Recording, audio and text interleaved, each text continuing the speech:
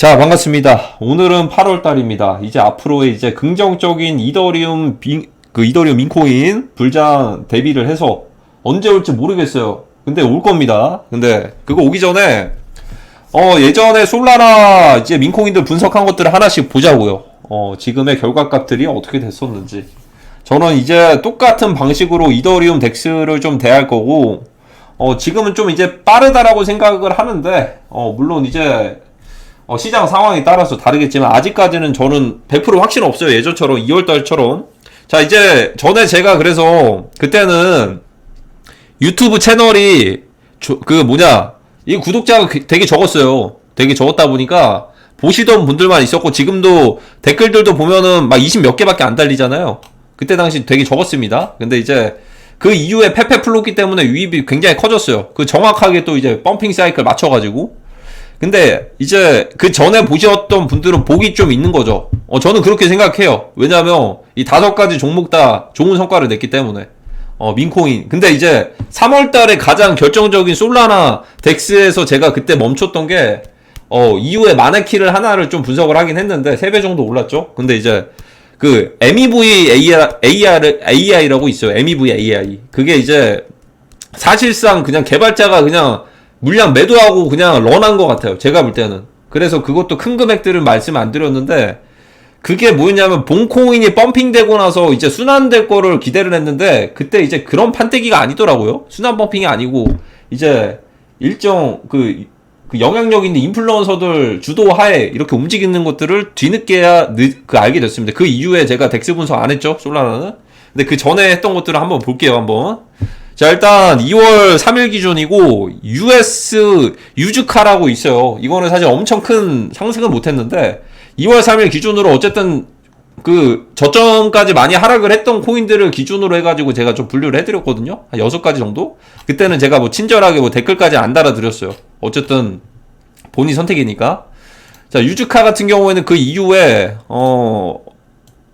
저점 대비해가지고 한 8배 정도 올랐습니다. 물론 지금은 제자리로 갔습니다. 더 밑에까지 떨어지긴 했습니다. 이게 어떻게 보면 민코인들이 순환들이 좀 빨리 됐다라는 게 좀 느껴지고, 결국에는 근데 이 상승하기 전에 이거 1시간 봉 기준이거든요. 이거 괜찮다 해가지고 이거 하나 첫 번째 픽을 600%짜리를 하나 드렸죠. 근데 이건 뭐 리딩이 아니에요. 그냥 뭐 저만의 일기장이었는데 공교롭게도 그것들을 잘 수혜를 보신 분들도 있다, 이겁니다. 그리고 두 번째 같은 경우에는 이제 솔라나 좀 얘기를 하다가 이제 홍크는 좀 이제 많이 올랐던 코인 중에 하나여서 처음부터 봐야겠구나. 자, 미로 같은 경우에도 0.05달러 정도까지 떨어졌을 때 이거 굉장히 솔라나 2차 상승할 때 굉장히 좋을 것이다. 그래서 그 이후에 바이낸스 선물까지도 상장을 했죠. 바이비트랑. 그러니까 지금 시점이 여기입니다. 지금 시점이 여기에요. 여기고. 그리고 이제 두 번째가, 자, 벼리커비는 사실 이거 좀 적었어요. 이건 좀 사실 큰 기대는 못했는데, 그래도 그때 당시에는 한 4배 정도? 4배 가까이 상승했고, 물론 지금은 다시 제자리로 왔다. 그래서 이제 이미 출시가 됐던 애들은 사실 그 사이클을 잘 맞아야 되는 것 같아요.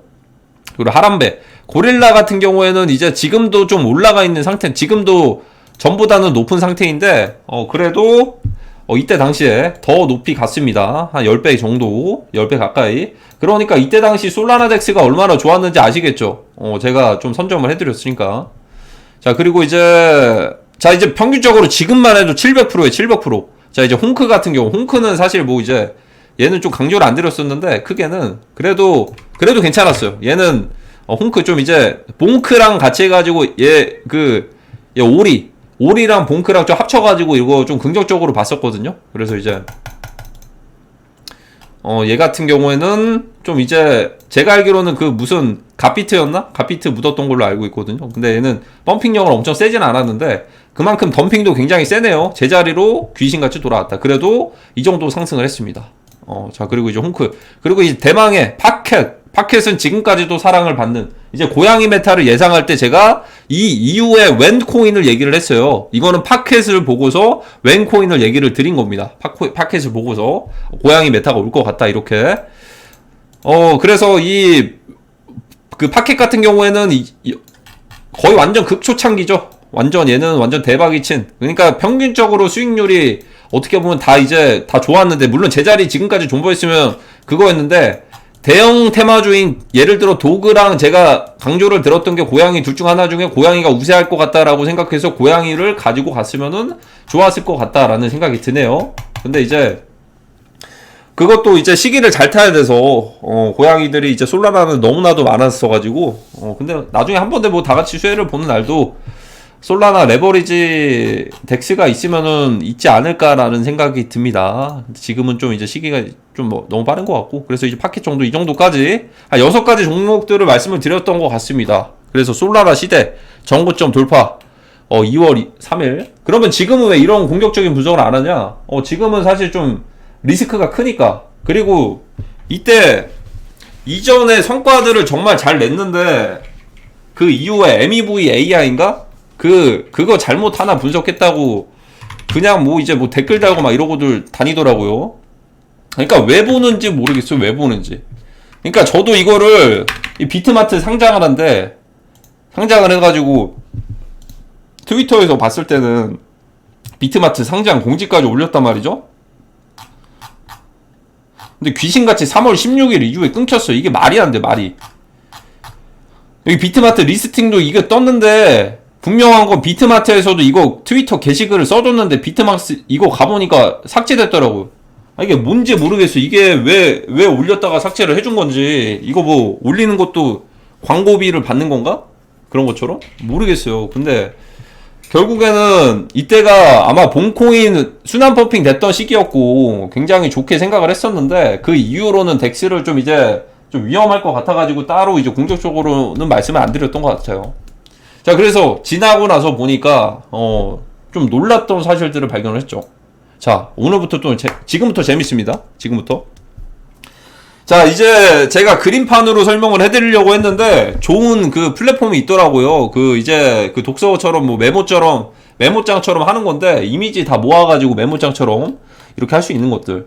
자, 일단은 그 웨이보 고래방이나 이런 것들 제가 말씀드렸잖아요. 거의 대다수의 지금 예를 들어 예전에 알트코인들을 주도했던 세력들이 민코인이랑 이쪽으로 그 비주류로 빠졌다. 중국계 세력들이.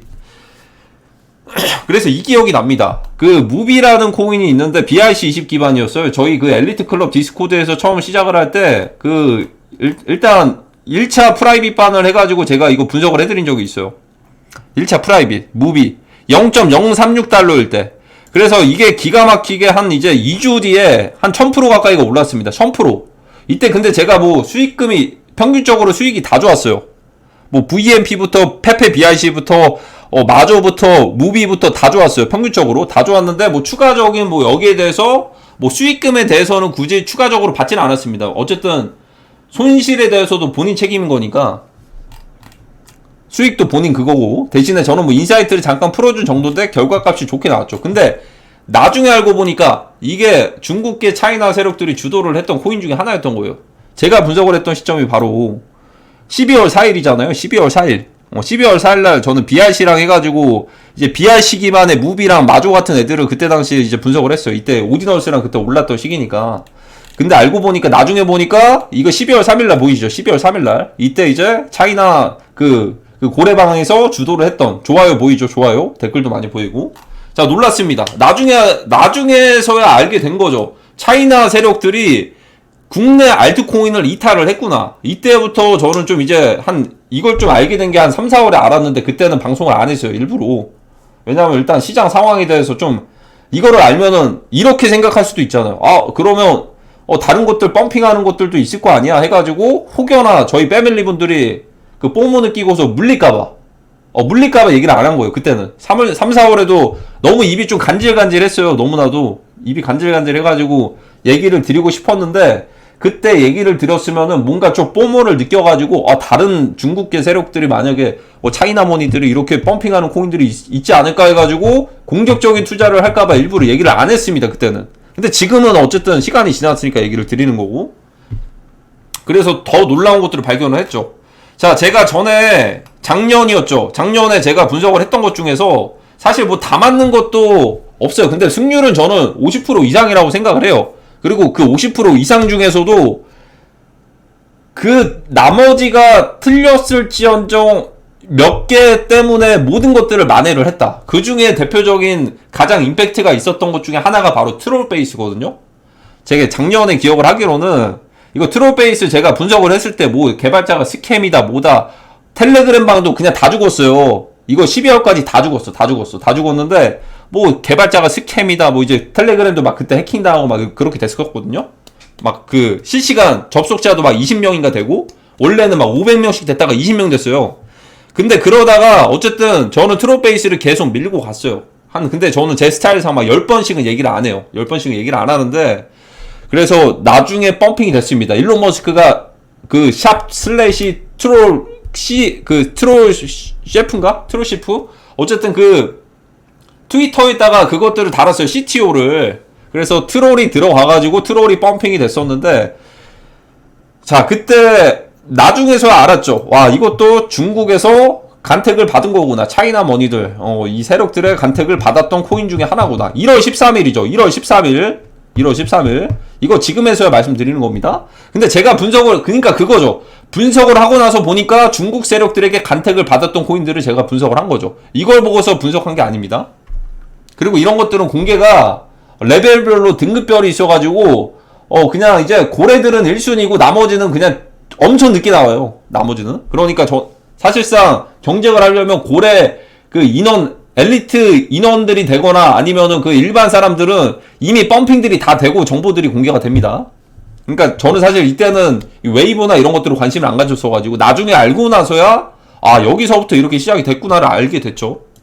그래서 여기 보시면은 이제 트롤 베이스 같은 경우도 1월 13일부터 시작을 해서 시원시원하게 단기간에 100배를 상승을 해줬죠. 페페아파이 첫 번째 최단기간 펌핑 픽이기도 합니다.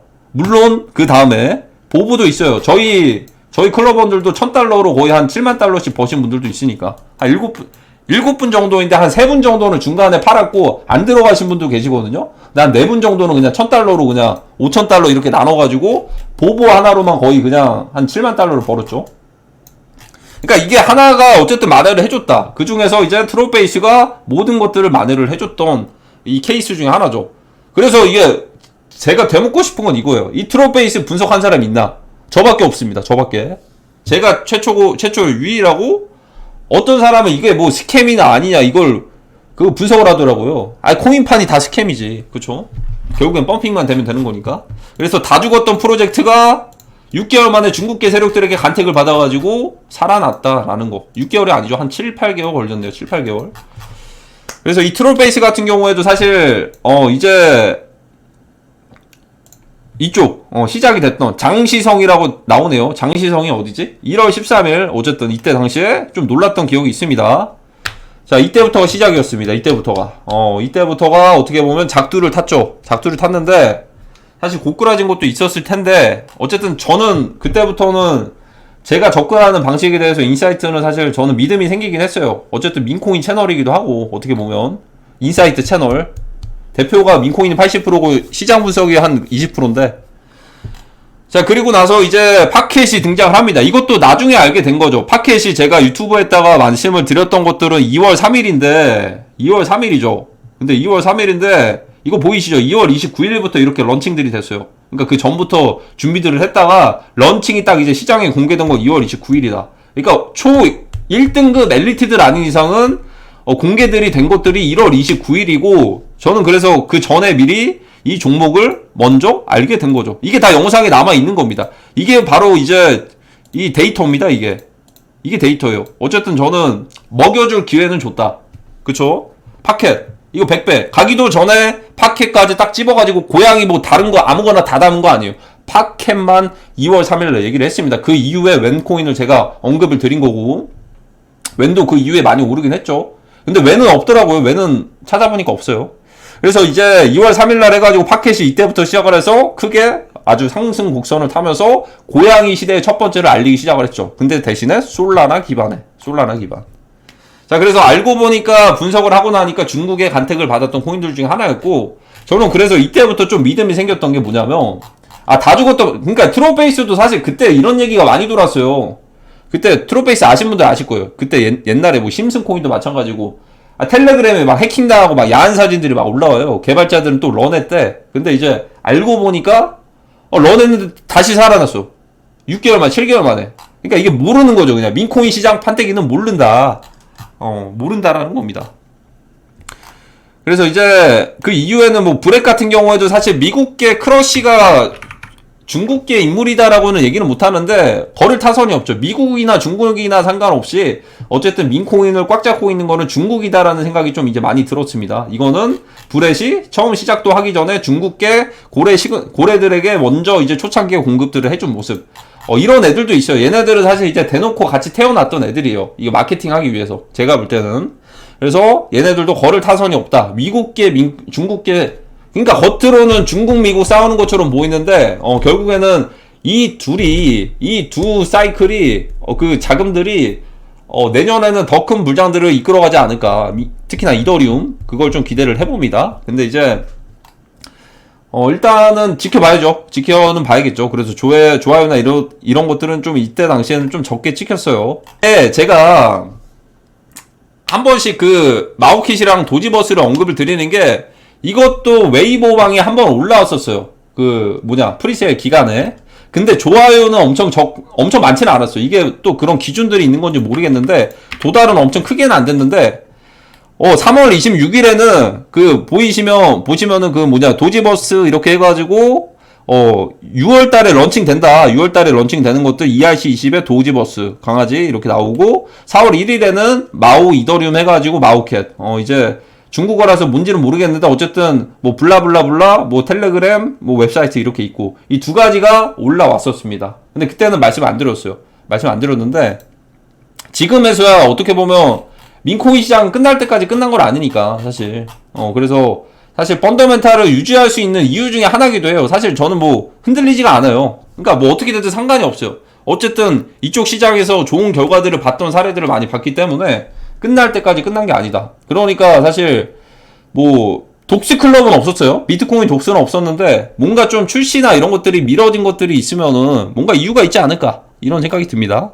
그리고 최근에 나왔던 것들 중에서는 사실 이제 이거 미글스인가요? 그리고 이제 이 SCF 그리고 뽕크 같은 경우는 12월 4일날 그 전에 미리 나왔었죠.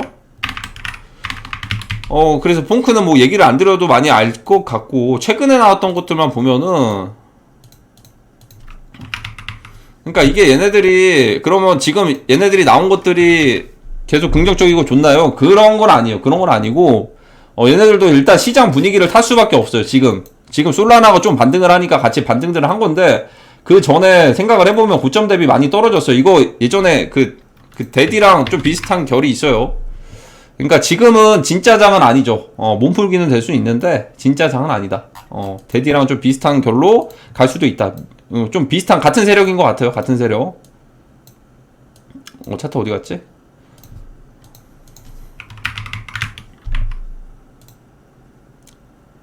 미스터 미글스인가요? 미글스.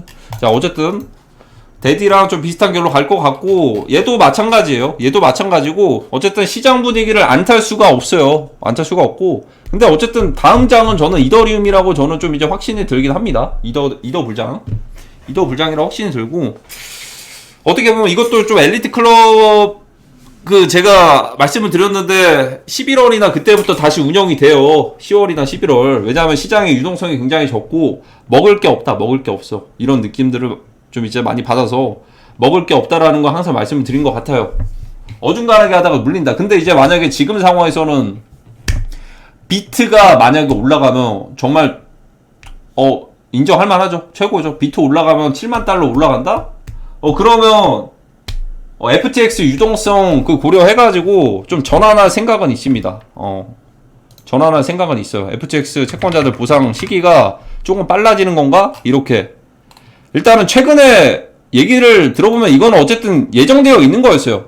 채권자 보상하는 게 승인이 된 게 8월 8일이에요. 그러니까 사실 이거는 그러니까 제가 봤을 때는 이러면 정말 전 사탕이라고 생각을 해요. 왜 그러냐면 FTX 채권자들에게 보상은 해주는데 가격들이 너무 올라가지고 예를 들어 그럼 보상하는 시기 맞춰가지고 비트를 더 올린다면 이거 어쨌든 금액들은 마운트곡스 비슷한 정도인데 그러면 고점에 완전 물릴 수도 있는 거잖아요. 그쵸? 고점에다가 완전히 그 채권자들 유동성 풀어가지고 고점에 물리게 하는 건데 와 이거는 좀 최악인 것 같은데 라고 생각을 해서 좀 이 시기가 11월이나 12월로 미뤄지는 것들을 생각을 하는 거예요. 근데 이거는 어쨌든 오피셜이 나오면은 시장에서 반응이 나오겠죠.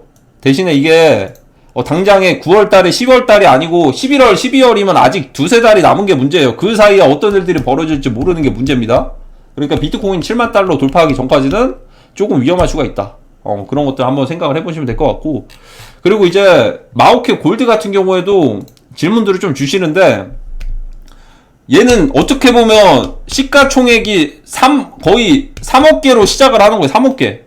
뭔가 이유가 있지 않을까. 뭔가 좀 이제 작은 시가총액에서 시작을 해가지고 뭔가 어떻게 보면 1대1로 수합을 한다라고 지원을 한다라고 얘기를 했으니까 마오켓이나 똑같은 것들에 대해서 마오켓의 가격 가치를 좀 이제 높게 기대를 하게 만드는 건가, 이런 좀 이제 긍정적인 생각을 해보면은 그런 생각이 들고, 어떻게 보면은 이제 하위에 있는 애들은 좀 부담이 없잖아요. 밑에 있는 코인들은 부담이 없으니까 좀 이제 자유롭게 이렇게 페어런치를 출시를 하는 게 아닌가라고 생각이 듭니다. 페어런치 같은 경우에는 이게 지갑으로 끝나자마자 바로 들어온다고 해요. 페어런치. 그래서 전체 공급량의 29%, 70%는 스테이킹 나중에 되면은 스테이킹으로 보상받는 이 물량들로 70%가 나중에 시장에서 풀린다라고 하고 1%가 에어드랍으로 풀린다라고 해요. 그래서 이제 페어런치는 이제 기여도에 맞게 에어드랍이 된다. 기여도에 맞게 기여를 얼마나 하냐에 따라서 에어드랍이 되고, 이런 것들에 대해서 좀 차이가 좀 있을 수가 있다. 대신에 좀 참여한 사람들의 입장에서는 적게 참여하는 게 좋죠. 그래야지 물량들을 많이 가져가니까. 그러니까 이제 좀 어쨌든 지금 시장에서 이더 가격도 좀 떨어지고 했으니까 좀 이제 부담이 없는 것 같은 구간인 것 같아요. 근데 이제 큰 금액들을 넣으면 안 되겠죠. 예를 들어 뭐 시드가 만약에 1억이에요. 1억인데 막 여기다가 막 5천 이런 넣으면 안 되겠죠. 이런 것들 페어런치나 이런 것들 예를 들어 자유롭게 하는 전체 시드에서 30% 정도 좀 자유롭게 하는 거는 괜찮아요. 자유롭게. 그러니까 이게 좀 기대를 해보는 거는 빠르게 예를 들어 코인 개코나 코인 코인 마켓캡이나 이런 것들 빠르게 상장을 하면서 덱스나 이런 것들에서 이제 가격들 바로바로 보여주면 트위터 같은 것들도 유입들이 굉장히 많이 늘어날 거라고 기대를 할 수가 있거든요. 근데 사실 이제 코인 이쪽을 보면은 결국에는 흔히들 콜이라고들 해요. 이 인플루언서 마케팅이 가장 중요합니다. 마케팅이 가장 중요한 게 특히나 민코인이면서, 특히나 여기서 합이 또 잘 맞아야 돼요. 홀더들도 뭔가 계속 믿음을 가지면서 계속 가지고 가는 그런 펀더멘탈들이 있어야 되거든요. 근데 그것도 시기가 굉장히 중요한 게 뭐냐면, 뭐 베이비 도지처럼 100만 홀더가 이미 형성이 됐는데 가격들이 이렇게 시가총액이 몇천억이 됐으면 걔네들은 100만 홀더를 다 먹여주면서까지 올려야 되는데 그런 메리트는 없다라는 거죠. 근데 아직은 가격들이 표시가 되지 않고 출시가 안 됐다라는 것 자체가 사실상 이 전 영상에서 보여드린 것처럼 큰 하락을 어떻게 보면 잘 피한 게 아닌가, 이런 생각이 듭니다.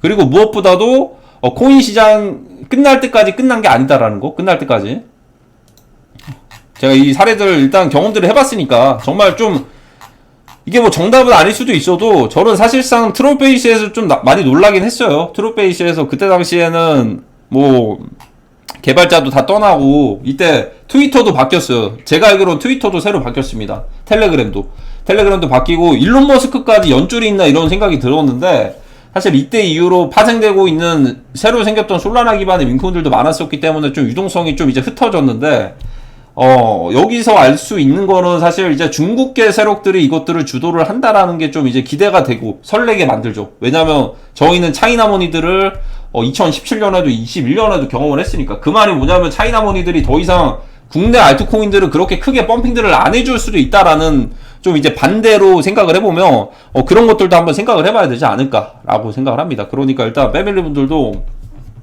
좋은 구간 있을 거니까 민코인 슈퍼사이클만 기다리시면 돼요. 아니면 FTX 채권자 보상 사이클, 그 시점을 잘 봐야 되고, 예를 들어 변수는 뭐냐면 1% 확률로 비트코인 1%, 비트코인 예를 들어 1% 확률로 7만 달러 돌파하면은 9만 달러까지도 기대를 할 수 있다. 이거는 좀 변수. 근데 변수인데 지금 당장 돌파를 한다는 게 아니고 저는 일단은 99%로 보고 있어요. 올림픽 전후로 해가지고 그냥 불트랩 3단계로 보고 있으니까 이거는 비트 가격 움직이고 나서 대응해도 늦지 않다. 그러니까 이거는 그냥 좀 오랫동안 유지가 되는 박스권일 수도 있다라는 거 생각을 해보시면 될 것 같습니다. 자, 그러면 오늘 좀 이제 지난 이제 3월에서 좀 이제 숨겨져 왔던 비밀을 마치 푸는 것 같은데 일단 다음 준비를 해야죠. 다음 준비는 어떻게 보면 이더리움이 될 것 같으니까 이더리움을 저는 준비를 해볼 것 같습니다. 이더리움 장을 언제가 될지 모르겠지만 어쨌든 온다는 것 자체가 중요하겠죠. 자, 그럼 오늘 영상은 여기까지 하도록 하겠습니다. 감사합니다.